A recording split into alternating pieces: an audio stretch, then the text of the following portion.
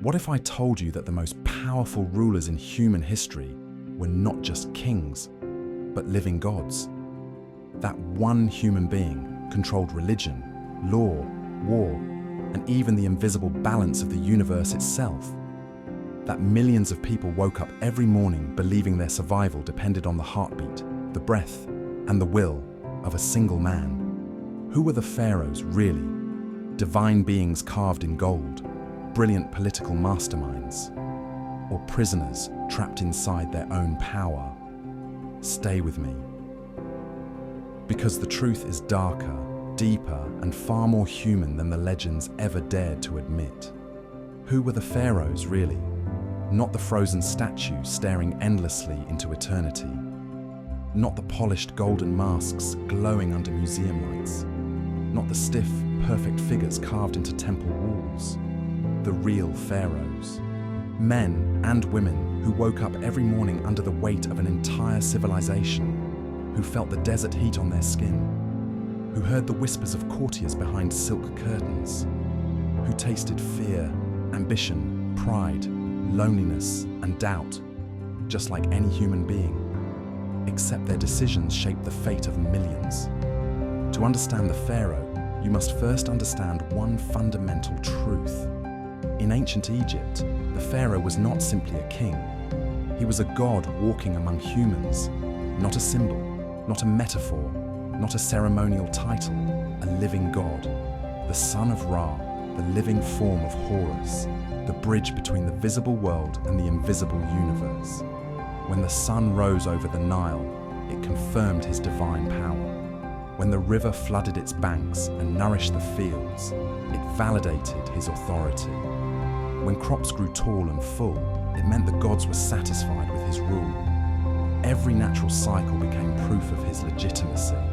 To obey the pharaoh was not politics, it was faith. Disobedience was not rebellion. It was an attack against the order of the cosmos itself. Imagine growing up in a world where reality feels fragile, constantly threatened by drought, disease, darkness, and chaos. Imagine believing that only one person stands between stability and collapse. The pharaoh carried the responsibility of Ma'at, the sacred balance that kept creation from sliding into destruction. If harvests failed, if plagues spread, if borders were breached, it wasn't chance. It meant the king had failed the universe. This belief placed unimaginable psychological pressure on a human mind. And behind that divine mask, there was always a mortal, a child born into destiny before understanding what destiny meant. A child trained to speak carefully, walk correctly, perform rituals flawlessly. A child surrounded by tutors, priests, guards, and silent observers. Some were raised knowing they would rule. Others inherited power suddenly through death, betrayal, or accident. Some embraced the role with confidence and hunger. Others felt crushed beneath its weight.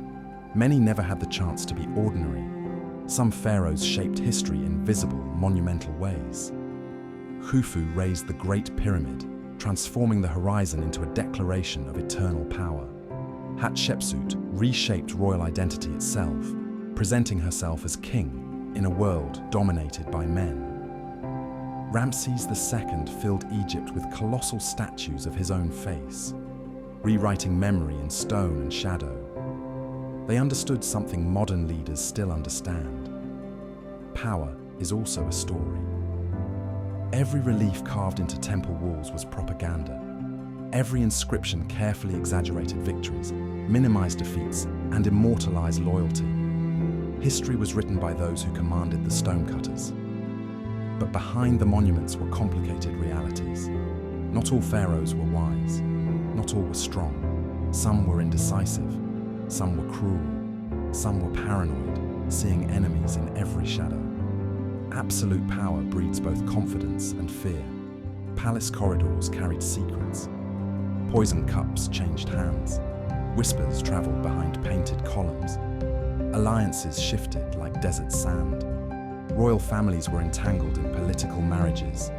incestuous bloodlines meant to preserve divine purity, and quiet betrayals hidden beneath gold jewelry and ritual smiles. Behind the crowns lived anxiety. A pharaoh could command armies, but could never fully command loyalty. Then there was the body, the divine body. The pharaoh's physical health was not private, it was national security. A sick king threatened cosmic balance. A wounded king frightened the gods themselves. Priests monitored his condition constantly. Protective rituals filled every day.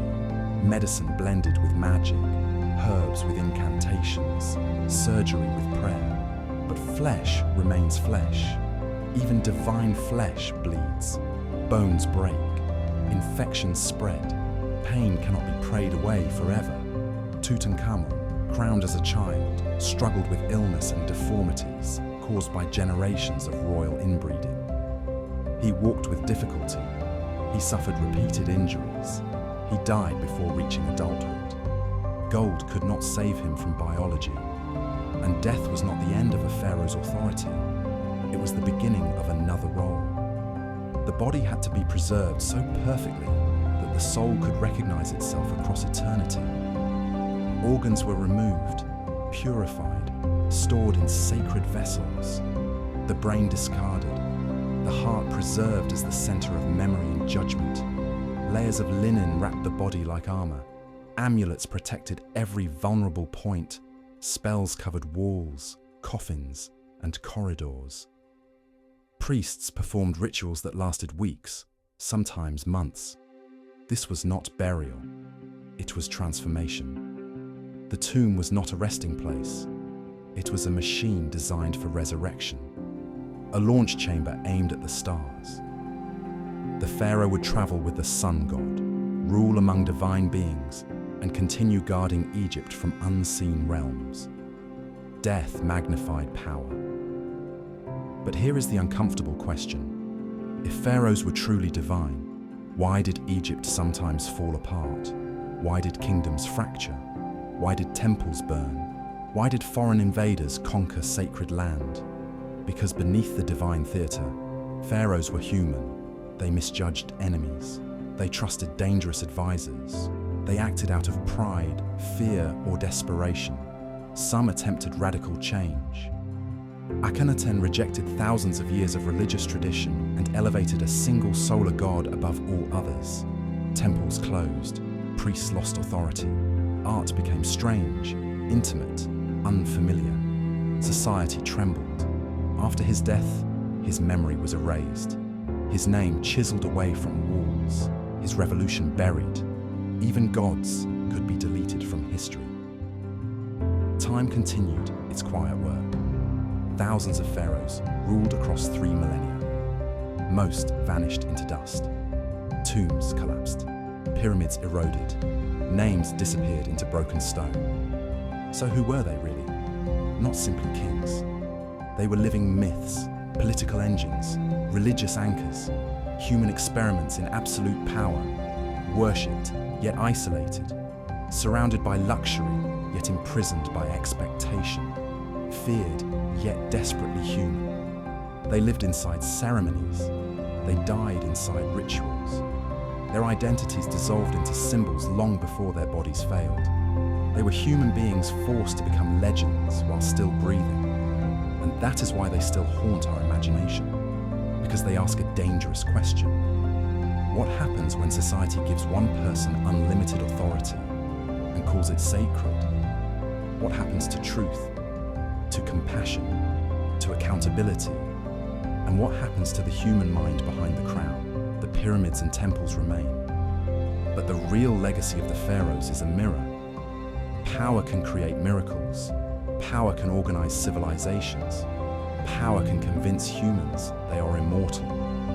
But power cannot defeat time. Every pharaoh eventually became bones, dust, memory. They sought eternity. Instead, they gave us a lesson that no crown escapes mortality, that no god in human form escapes weakness, that every empire fades. And perhaps that is the greatest story Egypt ever told. Not about gods, but about humans who dared to believe they could become them.